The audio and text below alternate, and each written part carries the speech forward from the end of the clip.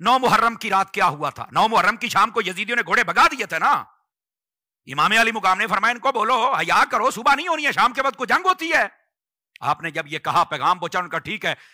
आपने फरमाया रात की हमें मोहलत दे दो। उन्होंने कहा शायद ये माफी मांग ले। आपने फरमाया माफी नहीं, एक तो शाम में जंग नहीं होती, और दूसरा हम चाहते हैं कि आज रात जरा जी भर के अपने रब की इबादत कर ले।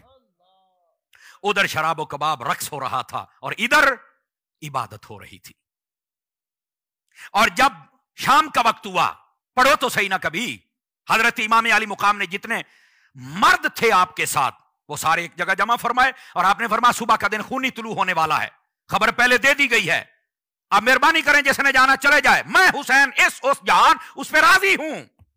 देखो सहाबाए किराम का किरदार क्या है। आपने ये कहते कहते जो दिया जला हुआ था, चिराग, आप उसके करीब गए और बुझा दिया। आखिर लजपालों का बेटा है। आपने फरमाया जिसने जाना है अंधेरे में चला जाए, कोई शर्मिंदा तो ना हो। हजरत ये बात सुनने वाली है। जब आपने चिराग बुझा दिया, अंधेरा हो गया, थोड़ी देर के बाद जलाया, कोई बंदा उठ के नहीं गया, सभी की आंखों से आंसू रवा हैं। दूसरी मर्तबा फिर कहा चिराग बुझाया, तीसरी मर्तबा फिर कहा चिराग बुझाया, तो पता है वहां कौन खड़ा हुआ था?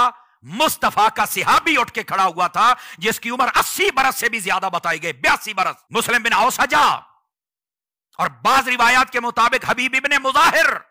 आप उठ के खड़े हुए, आपने जो जुमला बोला, सुनिए सहाबाए किराम अलैहिम रिदवान का किरदार क्या था। आपने फरमाया ए हुसैन, अगर सुबह होने तक चिराग जलाते रहो, बुझाते रहो, और हमें कहते रहो कि चले जाओ, हम दामने हुसैन छोड़कर जाने वाले नहीं हैं।